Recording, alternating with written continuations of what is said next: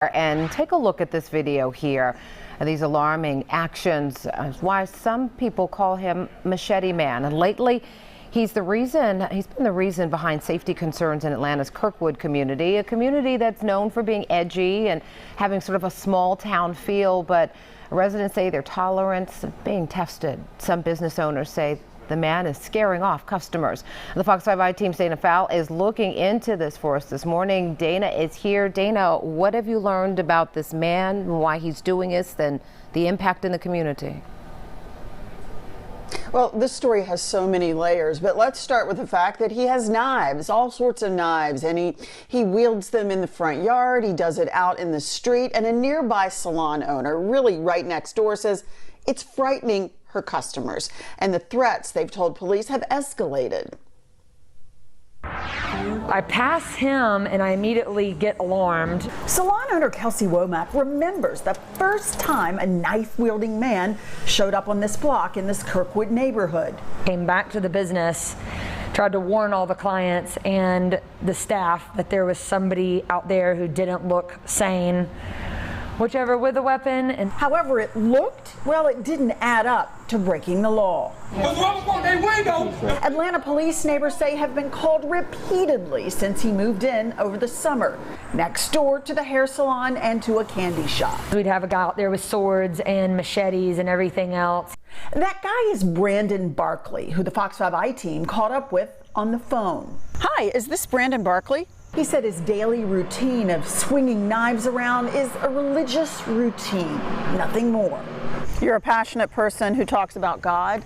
He was threatening to hurt my clients if they parked in front of the house that he didn't rightfully own. He's accused of being a squatter by Invitation Homes Management. They told Atlanta police they own the house on Hosea Williams Drive, not him.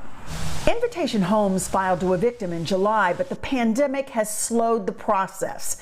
In a counterclaim, Mr. Barkley said he's owed $5,000 from a couple he thought owned the home, but never brought him the lease. APD concluded it's a civil matter. The Kirkwood man told the Fox 5 team he actually bought the house, paid cash to this same couple. How much did you give them? You gave them $20,000? He said he didn't have any paperwork to prove it, and the number he gave us for this couple, well, it's disconnected.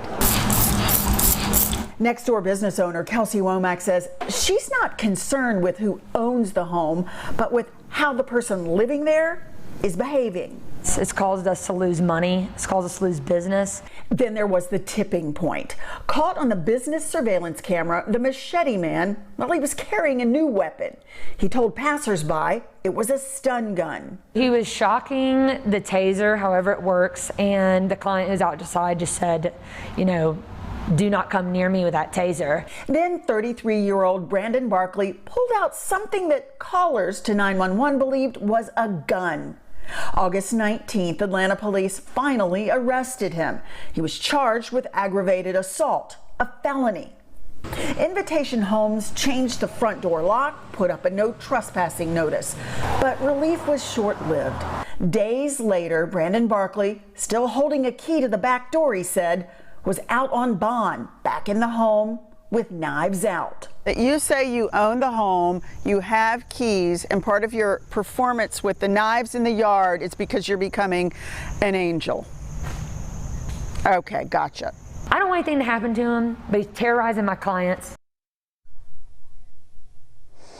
Now, Kelsey Womack says she's afraid he perhaps might challenge the wrong person on the corner and get hurt himself.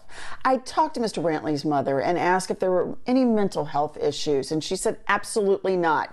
None. He says there are none as well. His mother just says he's, quote, really into God.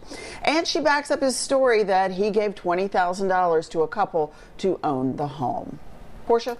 So Invitation Homes, they are moving forward with the evictions process, or where do things stand there? Yeah, I mean, they've been trying since July. We've seen the records on that, but there's been, you know, a moratorium on evictions. And, you know, even for those cases that could go forward, this is backed up. I mean, there's a backlog there. The moratorium ended officially at the end of the month, so they're hoping to get in the queue to go ahead and legally ask him to move along. All right, disturbing scenario there. Hopefully this is just resolved peacefully and get some answers. Yeah.